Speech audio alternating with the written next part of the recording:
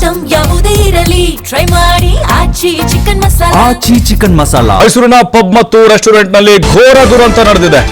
ಪಬ್ಗೆ ಬೆಂಕಿ ಹೊತ್ತುಕೊಂಡು ಇಬ್ಬರು ಸಜೀವ ದಹನವಾಗಿದ್ದಾರೆ. ಬಹಳ ಘನಘೋರ ದುರಂತ ಆಯಿತು. ಮೈಸೂರಿನ ಪಬ್ ಅಂಡ್ ರೆಸ್ಟೋರೆಂಟ್ ನಲ್ಲಿ ಆಗಿದೆ. ಇಬ್ಬರು ಬೆಂದು ಹೋಗ್ಬಿಟ್ಟಿದ್ದಾರೆ ಬೆಂಕಿಯ ಕೆನ್ನಾಲಿಗೆಗೆ. ಐವರಿಗೆ ಗಂಭೀರವಾದಂತಹ ಗಾಯಗಳಾಗಿದೆ. ಆಸ್ಪತ್ರೆಗೆ ದಾಖಲು ಮಾಡಿದ್ದಾರೆ.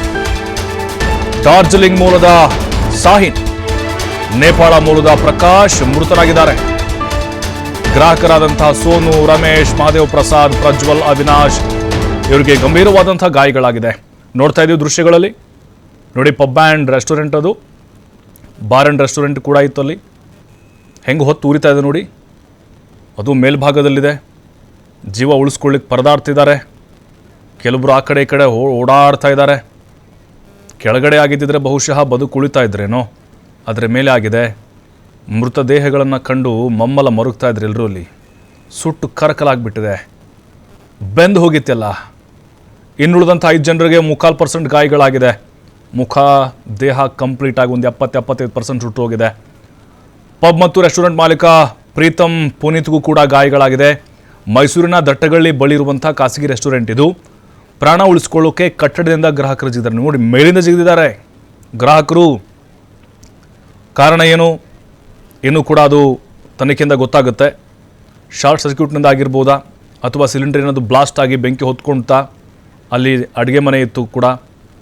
ಬಟ್ ಈಗ ನೇಪಾಳ ಮೂಲದವರು ಪ್ರಕಾಶ್ ಅಂತ ಸಾವನ್ನಪ್ಪಿದ್ದಾರೆ. ಅಲ್ಲೇ ಕೆಲಸ ಮಾಡ್ತಾಯಿದ್ರು.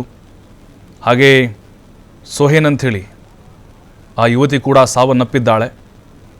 ಡಾರ್ಜಿಲಿಂಗ್ ಮೂಲದವರೊಬ್ಬರು ಸಾಹಿನ್ ಅಂಥೇಳಿ ಅಲ್ಲೇ ಕೆಲಸಕ್ಕಿದ್ದಂಥವ್ರು. ಇನ್ನುಳಿದಂತೆ ಕಸ್ಟಮರ್ ಬಂದಿದ್ದರು, ಅವ್ರಿಗೂ ಕೂಡ ಗಂಭೀರವಾದಂಥ ಗಾಯಗಳಾಗಿದೆ. ಅಂದರೆ ಅವಕಾಶ ಇರಲಿಲ್ಲ ಅವ್ರಿಗೆ ತಪ್ಪಿಸ್ಕೊಳ್ಳಿಕ್ಕೆ. ಸುಮಾರು 40-45 ಜನ ಇದ್ದರು ಅಂತ ಹೇಳಲಾಗ್ತಾ ಇದೆ. ಎಲ್ಲರೂ ಬಹುತೇಕವಾಗಿ ಸೇಫ್ ಆಗಿದ್ದಾರೆ. 5-6 ಜನರಿಗೆ ಗಾಯಗಳಾಗಿದೆ. ಇನ್ನು ಕೆಲವರಿಗೆ ಸಣ್ಣ ಪುಟ್ಟ ಗಾಯಗಳಾಗಿದೆ. ಕೆಲವೊಬ್ಬರು ಮೇಲಿಂದನೇ ಹಾರಿಬಿಟ್ಟಿದ್ದಾರೆ. ಬದುಕ್ತು ಬಡಜೀವ ಅಂತ ಕೆಲವೊಬ್ಬರು ಓಡೋಡಿ ಬಂದುಬಿಟ್ರು. ಕೆಲವೊಬ್ಬರಿಗೆ ಬಟ್ಟೆ ಎಲ್ಲ ಸುಟ್ಟೋಗ್ಬಿಟ್ಟಿದ್ದು. ಇನ್ನು ಆ ಸತ್ತೋದಂಥವ್ರ ಪರಿಸ್ಥಿತಿ ಹೆಂಗಿತ್ತಂದರೆ, ಬೆಂಕಿಯಲ್ಲಿ ಬೆಂತಾ ಇದ್ದಾರೆ, ಜೀವಂತವಾಗಿ ಕಿರ್ಚಾಡ್ತಾ ಇದ್ದಾರೆ. ಕಾಪಾಡೋಕ್ಕಾಗ್ತಾ ಇಲ್ಲ ಅವ್ರಿಗೆ. ಅಸಹಾಯಕರಾಗಿದ್ದರು ಕೆಲವೊಬ್ಬರಲ್ಲಿ.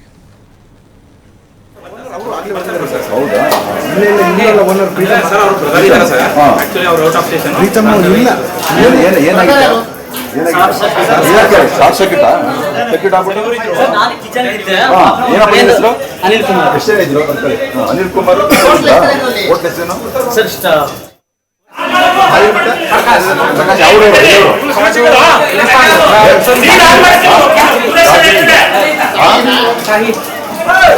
ಕಂಪನಿ ಇದು ಹೋಟೆಲ್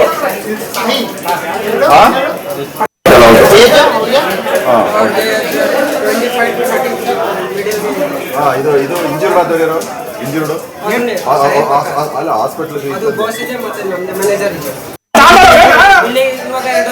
ಯಾರು